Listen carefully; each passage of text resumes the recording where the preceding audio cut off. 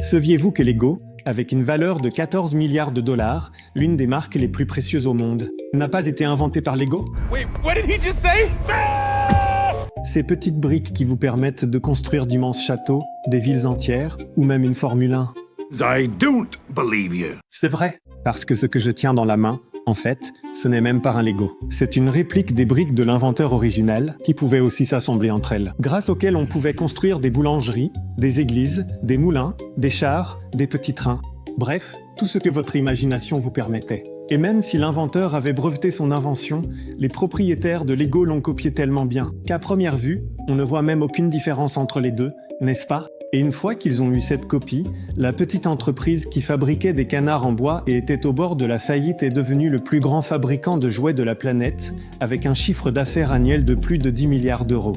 Donc, il ne reste qu'une seule question. Comment se fait-il qu'avec tous ces milliards de combinaisons, je me retrouve toujours avec la même petite maison? Je ne comprends pas. Il ne reste donc qu'une seule question. Comment Lego a-t-elle réussi ce coup-là, Philippe? L'histoire de l'une des marques les plus célèbres au monde commence comme dans un conte de fées. Sauf que cette fois, il s'agit d'une princesse ensorcelée. Parce que la vie et les affaires de Laker Christiansen, menuisier, le plus jeune de 13 frères et sœurs issus d'une famille d'agriculteurs pauvres, n'avait rien d'un conte de fées. Dans son petit atelier à Billund, au Danemark, il fabriquait pour d'autres paysans pauvres des alentours, des échelles, des tables et des meubles. Comme il n'avait pas de véritable réseau de distribution, qu'il ne vendait pas dans 130 pays à travers le monde comme Lego le fait aujourd'hui, il limitait aussi considérablement son nombre de clients potentiels. En plus, ceux qu'il avait été très sensibles au prix, donc il ne pouvait jamais vraiment gagner beaucoup d'argent avec eux. Faites vraiment attention à ce genre de combinaison en affaires, vous vous épargnerez automatiquement beaucoup de soucis. Donc, même dans son cas, il n'a pas fallu longtemps pour qu'il s'effondre comme un vrai entrepreneur. Et ce n'est pas arrivé qu'une seule fois. Vraiment. La première fois, c'est quand ces petits garçons ont joué avec des allumettes dans l'atelier, ce qui a mis le feu à tout ce bois et à la sciure. Et là, tout est allé très vite. Et avant que les pompiers n'aient eu le temps d'éteindre l'incendie. La famille Christiansen a tout perdu dans l'incendie, y compris la maison où ils vivaient. La deuxième fois, Ole a sûrement été anéanti intérieurement lorsque sa femme est décédée et qu'il s'est retrouvé seul pour élever leurs 4 fils. Et la troisième fois, c'est quand la grande crise économique est arrivée, et que, soudainement, plus personne ne s'intéressait à ces meubles. Mais comme c'est souvent le cas, ce sont dans les moments les plus difficiles que naissent les meilleures idées. Comme Ole n'avait ni travail ni argent pour acheter des jouets à ses garçons, il a commencé à leur fabriquer des petites voitures, des trains, des yo-yo et différents animaux roulants à partir de toutes les chutes de bois. Et comme ces garçons les adoraient, il a essayé d'en vendre à d'autres enfants, de lancer un nouveau business. C'est justement pour que plus de gens les achètent qu'Ole a inventé la marque Lego, un acronyme du danois, Leg God, qui veut dire « jouer bien ». Et il était loin de se douter que Lego signifie « assembler » en latin. Mais ne brûlons pas les étapes, d'accord? Ole et ses 7 employés ont donc commencé à se concentrer sur la fabrication de jouets en bois, et quelques années plus tard, ils étaient connus dans tout le pays pour leur savoir-faire exceptionnel. Enfin, tout allait bien, le business tournait comme une machine parfaitement huilée. Mais qu'est-ce qui a bien pu mal tourner? No, no, no, no, no, no, no. Wait. Et c'est là qu'un coup du sort est arrivé, son atelier a de nouveau entièrement brûlé, pour la deuxième fois. Il a dû, encore une fois, se relever, reconstruire toute l'usine à partir de zéro, mais au moins, il avait déjà la marque et la réputation d'un expert. Alors, après la guerre, en 1946, il cherchait comment élargir encore son portefeuille, ce qui l'a mené à une exposition à Copenhague, où il a acheté une presse pour plastique moulé. Il n'était donc plus dépendant de la longue fabrication manuelle de jouets en bois, il pouvait désormais vraiment passer au niveau supérieur. Tous ces petits trains, voitures et animaux sortaient littéralement à la chaîne. Entre autres, il a aussi commencé à fabriquer un tracteur en plastique en 2 versions. Il y en avait une version déjà assemblée et une autre qu'on devait assembler soi-même. Plus de 100 000 exemplaires ont été vendus, soit plus qu'en 20 ans de production de canards en bois, et c'est tout de suite devenu le plus grand succès de l'histoire de l'entreprise. Mais Ole savait que c'était le début de quelque chose d'énorme, quelque chose à quoi il devait accorder plus d'attention, avec quoi il devait expérimenter davantage.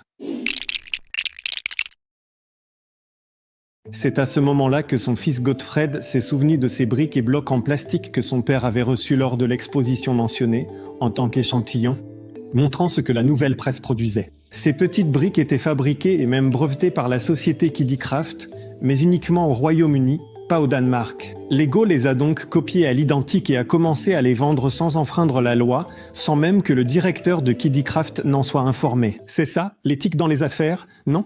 Mais pour être tout à fait honnête, ces briques Kiddicraft britanniques semblent elles-mêmes fortement inspirées par une autre marque, la société américaine Elgo Plastic Company. Et non, je ne plaisante pas, et je ne me suis pas trompé. Elgo n'avait rien à voir avec Lego. Cependant, Elgo a aussi commencé à fabriquer des briques en plastique comme copie de sa version en bois, qu'elle avait également brevetée. Mais même avant elle, il existait déjà une autre marque. Mini Bricks, quant à elle, venait de Grande-Bretagne et proposait aussi des pièces permettant de construire des maquettes, sauf qu'elles étaient fabriquées dans une sorte de caoutchouc, comme celui que les enfants ont aujourd'hui pour leur trousse à crayons. Mais même ces briques en caoutchouc sont arrivées. Un an après qu'une autre entreprise, Beef2Brick, cette fois américaine, avait déjà commencé à les fabriquer. Il est tout simplement très probable qu'ils copiaient tous les uns sur les autres en améliorant, à tel point qu'on ne s'y retrouve plus. Mais alors, s'il y avait autant d'entreprises et de concurrents sur des marchés bien plus grands et plus riches, avec parfois 15 ans d'avance, alors comment se fait-il que vous ne connaissiez aucune de ces marques et que ce soit justement Lego qui ait remporté cette bataille concurrentielle ?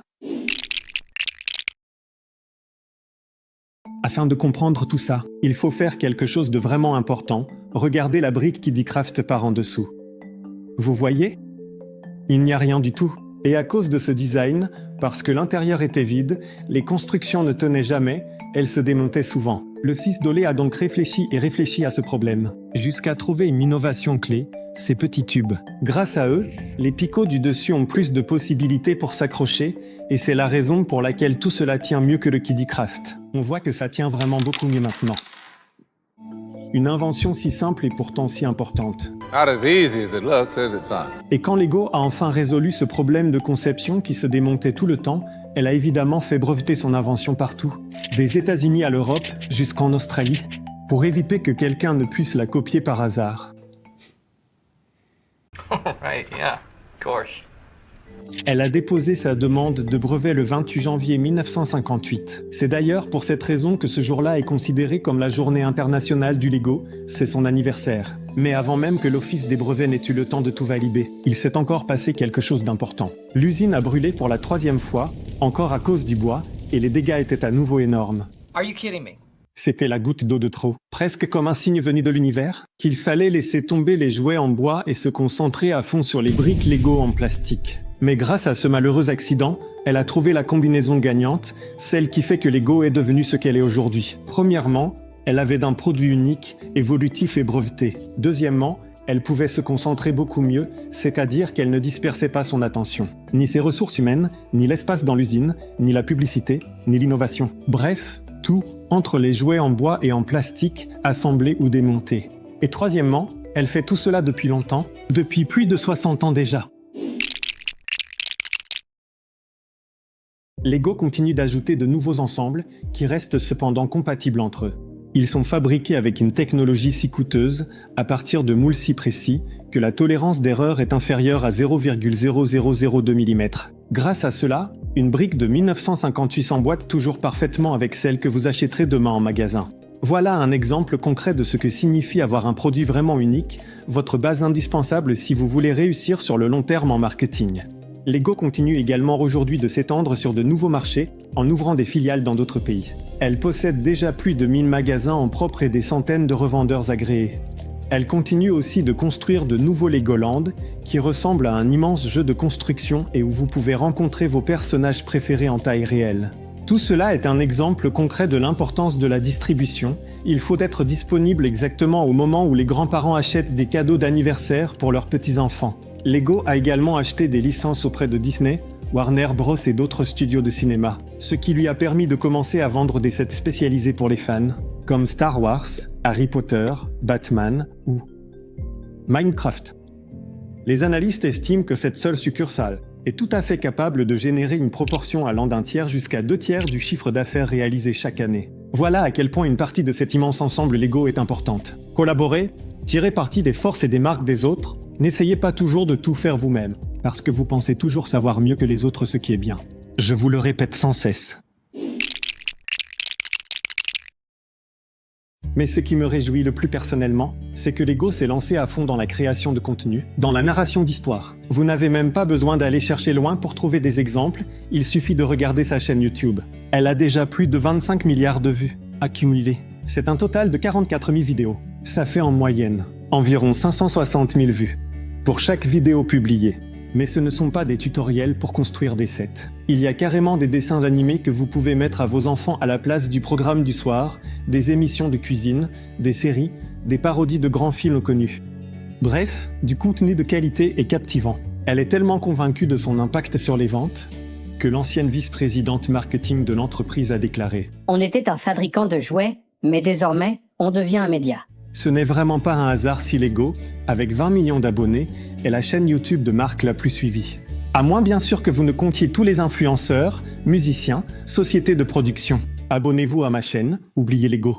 Et une fois que l'entreprise a acquis de l'expérience dans la création de contenu, acheté des licences et pris confiance en elle, elle s'est attaquée au défi le plus difficile. Elle a commencé à produire des longs métrages. You're the special, and the prophecy states that you're the most important person in the universe. That's you, right?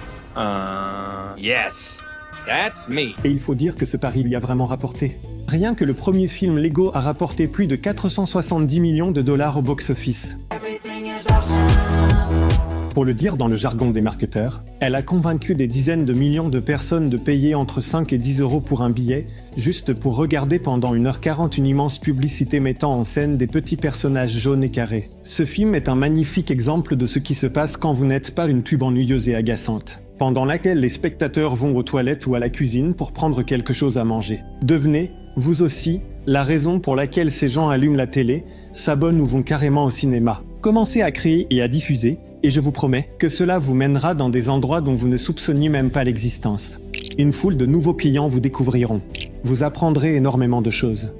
Vous vivrez plein de beaux moments. Mais même avec près d'un demi-milliard de dollars récoltés au cinéma, Lego ne s'est pas arrêté là.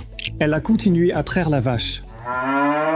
Par exemple, lors de la sortie de Lego Movie 2, elle a lancé son propre kit de création de films où vous pouviez assembler un vrai plateau de tournage, enregistrer des scènes et des photos sur votre téléphone, puis les éditer dans une application simple, ajouter des effets et publier votre propre film, que vous pouviez ensuite envoyer à vos amis et à votre famille. Donc non seulement elle vous a forcé à acheter ce billet à 10 euros, mais aussi le kit de construction à 50 euros de plus, avec lequel vous créez ensuite gratuitement une publicité pour son produit principal. Donc rien qu'à travers cet exemple, vous pouvez deviner comment ils réfléchissent, comment une entreprise fabriquant des jouets en bois, qui a brûlé 3 fois, est devenue l'une des marques les plus valorisées au monde. Mais si je devais dire que ce contenu génial a aussi quelques mauvais côtés, si je devais deviner quelqu'un qui n'en profite pas du tout, ce seraient sûrement les gens de Shell, l'une des plus grandes compagnies pétrolières au monde. Dès les années 60, ils ont perçu un énorme potentiel chez Lego et ont commencé à collaborer avec elle. C'est de ça dont je vous parlais il y a un instant. Ils se sont mis d'accord pour que Lego fabrique pour eux des sets de construction sur le thème de Shell, des stations-service et des citernes, et Shell allait les proposer dans des dizaines de milliers de stations-service, où des millions de clients sont servis chaque jour. Voilà encore la question de la distribution. Je vous le répète sans cesse. Les jouets Lego sont rapidement devenus l'un des articles les plus populaires. Dans leur programme de fidélité, le Club Smart, où on peut gagner des points en faisant le plein et les échanger contre des réductions et des récompenses. En bref, ce partenariat valait des dizaines de millions d'euros par an, il faisait partie des plus connus de l'histoire du business. Jusqu'à ce qu'il se heurte à un mur.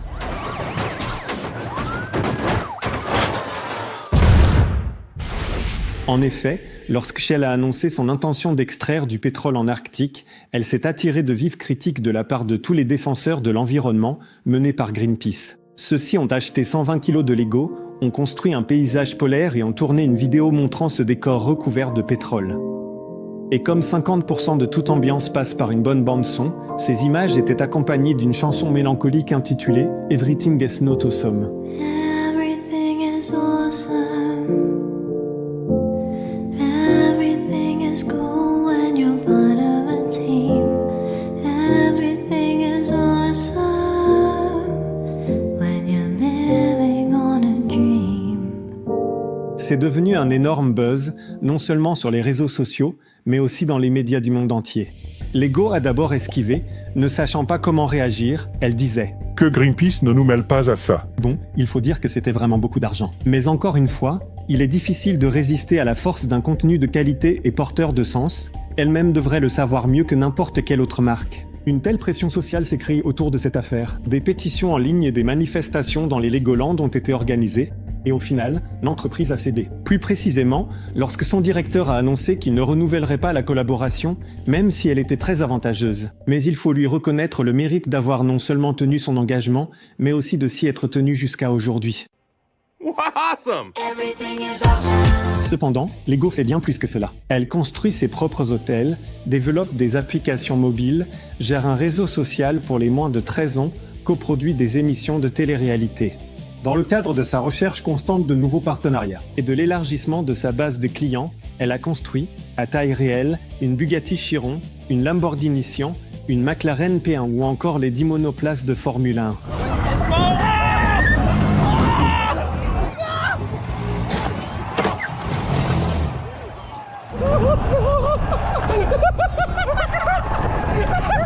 Chacune d'entre elles est composée de 400 000 pièces et pèse environ 1,5 tonnes. C'est donc le double du poids d'une vraie Formule 1. Mais vous ne recevrez pas d'amende pour excès de vitesse. La vitesse maximale est de 20 km/h. Et tout cela a été réalisé par des professionnels expérimentés de la République tchèque. Il a fallu 26 constructeurs experts et 22 000 heures de travail, soit 6 mois de boulot. Depuis 1978, lorsque Lego a perdu le brevet sur ses petits tubes à l'intérieur, son système a déjà été copié plus de 30 fois. Beaucoup de concurrents, allant de toutes petites marques aujourd'hui disparues jusqu'aux plus grandes entreprises, comme Hasbro, Mattel, Nintendo ou Kmart, aimeraient bien avoir leur part du gâteau. Bien sûr, Lego, qui, à la base, était elle-même un clone d'un autre produit, les poursuit tous en justice pour ça. Un peu ironique, non ? Évidemment, lors de ces procès, les concurrents affirment « Ce doit être une erreur, nous ne voulons profiter de personne. » Même si toutes ces copies s'emboîtent parfaitement avec les vraies briques Lego, comme si c'était l'original. Mais le bouclier le plus solide de Lego, celui qui permet à l'entreprise de se défendre aussi efficacement contre toute la concurrence, son arme la plus puissante, grâce à laquelle elle encaisse chaque année des milliards d'euros, la raison pour laquelle elle a pu multiplier sa taille par 10 au cours des 2 dernières décennies, c'est sa machine marketing parfaitement huilée. Une combinaison de marques et de produits, de partenariats, de distribution et de contenus accrocheurs. Mais peu importe à quel point vous réussissez, même si vous pensez être invincible, n'oubliez jamais qu'il n'y a rien de plus vieux que le succès d'hier. C'est précisément pour cette raison qu'il ne faut jamais se reposer sur ses lauriers. Même le plus grand des géants peut trébucher, voyez par vous-même dans la vidéo sur l'énorme scandale qui a frappé le célèbre KFC en Europe.